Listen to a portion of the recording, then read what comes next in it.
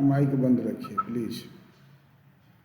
तो चलिए शुरुआत करते हैं। हम लोग रिकैप करें उससे पहले कि हम लोग अलग तरह के डिसेबिलिटी को जानने और समझने का प्रयास कर रहे हैं। तो हम लोग ने इससे पहले लोकोमोटर डिसेबिलिटीज़ के बारे में जाना, और लोकोमोटर डिसेबिलिटीज़ में हमने जाना कि हमारे जो लेप्रोसी क्योर है, डॉर्फ है, हमारा मस्कुलर डिस्ट्रॉफी है, स्पाइना बायोफिडा के बारे में भी हम लोग ने पढ़ा, स्पाइनल कॉर्ड इंजरी है, एसिड अटैक है। किन्हीं का माइक ऑन है, माइक बंद कर लीजिए अगर माइक ऑन है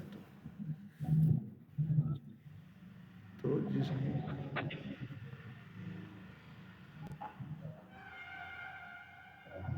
ये आशा कुमारी, आपका माइक बंद है, थोड़ा सा बंद कर लीजिए। आशा कुमारी, हाँ चलिए बढ़िया। और राहुल कुमार जी, अभी माइक बंद कर लीजिए। राहुल कुमार जी माइक बंद कीजिए। चलिए बढ़िया, धन्यवाद। तो हम लोग ने बताया था कि पूरे जो डिसेबिलिटी को 5 सेक्टर में बांटा गया था। मैंने आपको याद दिलाना चाहूँगा कि हम लोगों ने RPWD एक्ट में डिसेबिलिटी को 5 सेक्टर में, फिजिकल डिसेबिलिटी जिसमें लोकोमोटर डिसेबिलिटीज़ था, इसके बाद उसमें अलग अलग तरह के डिसेबिलिटीज़ हैं। इसके बाद हम लोग का विजुअली चैलेंज, जो विजुअली इम्पायरमेंट है, इसके बाद हियरिंग इम्पायरमेंट है, इसके अलावा स्पीच एंड लैंग्वेज इम्पायरमेंट है, इसके बाद हम लोग मेंटल इंटेलेक्चुअल डिसेबिलिटी है, फिर मेंटल बिहेवियर है, फिर जो है कंडीशंस है ना, अलग अलग तरह के कंडीशंस है, ब्लड रिलेटेड डिसऑर्डर है, फिर मल्टीपल डिसेबिलिटीज़ है।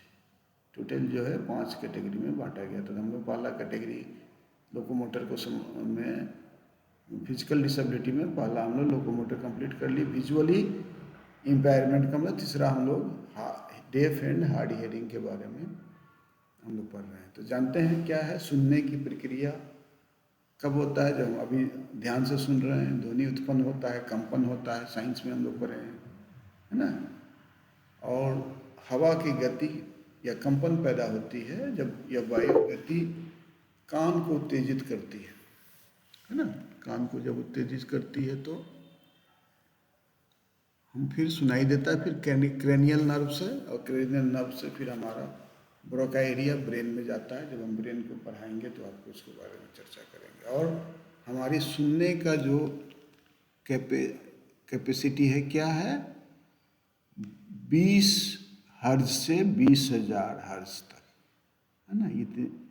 ये जो हमारी ध्वनि सुनाई देती है, तो ये इतने हर्ज का जो है ध्वनि हम सुन सकते हैं।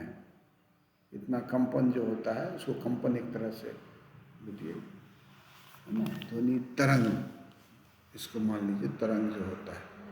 तो मानव कान में ध्वनि को समझने से पहले ध्वनि तरंग श्रवण प्रणाली के साथ 4 अलग अलग माध्यमों से प्रसारित होती है। पहला क्या होता है, बाहरी कान होता है, इसके बाद उसमें वायु जाता है, फिर क्या होता है मध्य कान जो यांत्रिक प्रक्रिया करती है, इसके अलावा आंतरिक कान जिसमें तरल और मस्तिष्क में तंत्रिका, यानी टोटल 4 जो है अलग अलग माध्यमों से हमारे ध्वनि को गुजरना पड़ता है, तब उसको डिस्क्रिमिनेट करते हैं, तब ब्रेन में जाता है। तो बाहरी कान के माध्यम से ध्वनि संरचना, वायु संरचित ध्वनि तरंगों को बाहरी कान की मदद से नाजुक श्रवण तंत्र की ओर निर्देशित किया जाता है।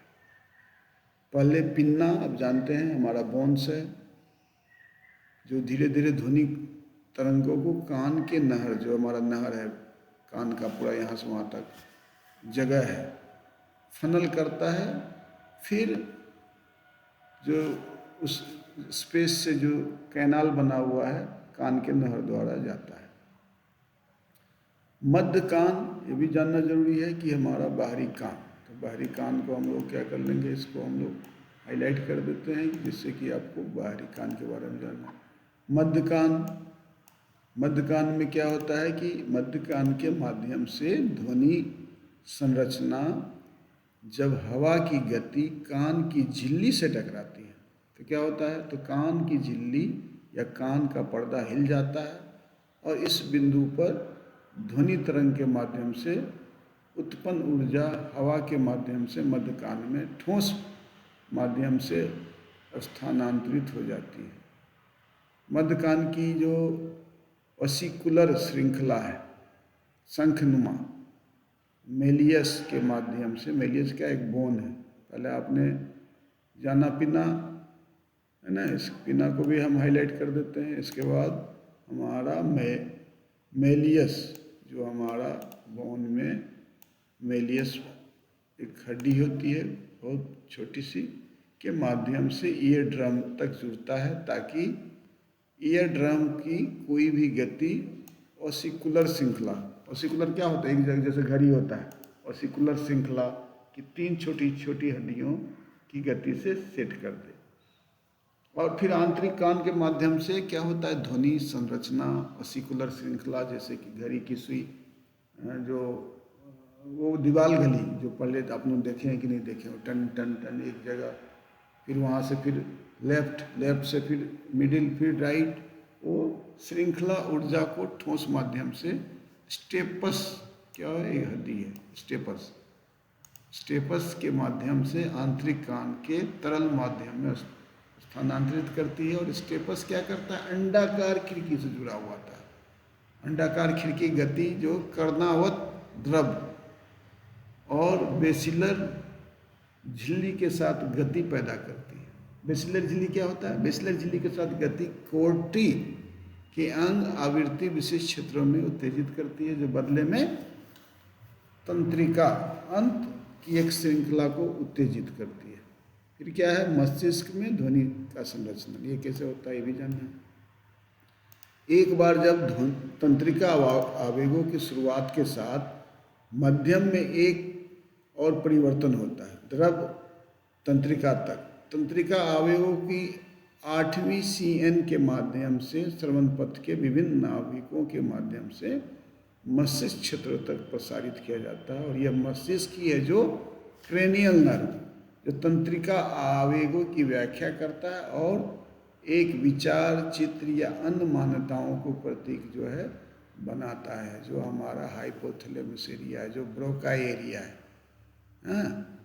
तो आखिर क्या चीज़ बोला जा रहा है उसको समझने का प्रयास कॉग्निटिव माध्यम से किया जाता है। अगर श्रवण हानि फिर क्या हुआ, या बहरापन का क्या अर्थ है, तो जो एक व्यक्ति जो समान सुनने वाले व्यक्ति की तरह सुनने में सक्षम नहीं है, दोनों कानों में सुनने की सीमा क्या है, 25 डेसिबल या इससे बेहतर को हानि कहा जाता है। यानी 25 डेसिबल तक जो है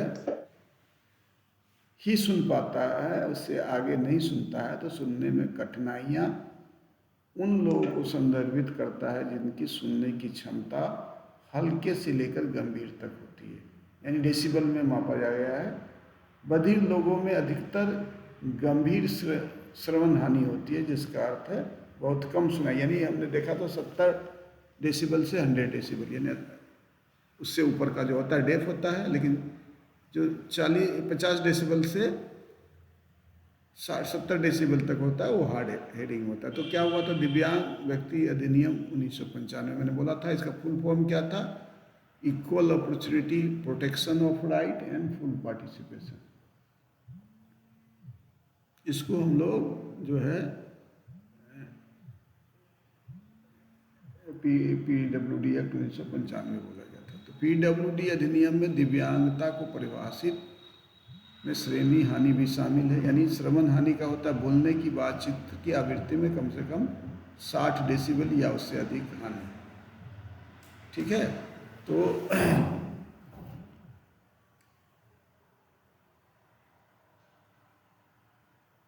चलिए इसको हम लोग यहाँ पर इसका ज़रूरत नहीं है, हम इसको हटा देते हैं। ठीक है, दिव्यांग व्यक्ति शिक्षा अधिनियम 2004 में बना था। इसमें भी श्रवण हानि को सुनने की हानि के रूप में परिभाषित किया गया था। चाहे वह अस्थायी हो या उतार चढ़ाव वाली हो, जो भी हो, बच्चों की शैक्षिक प्रदर्शन पर प्रतिकूल प्रभाव डालता है, लेकिन बहरेपन की परिभाषा को शामिल नहीं करना। तो बाद में हम लोगों ने ये पढ़ा कि हमारा सुनने का फिजियोलॉजी क्या है। ठीक है, अभी हम फिर आपको श्रवण हानि का जो है विश्व स्तर पर जो है किस तरह इसके विश्वास संगठन वगैरह किस तरह इसको प्रभावित करता है, इसको हम बताएंगे। तब तक आप 30 सेकेंड इसको जो हमने पढ़ाया उस पर सोचिए, फिर हम 30 सेकेंड में फिर आपके पास आते हैं।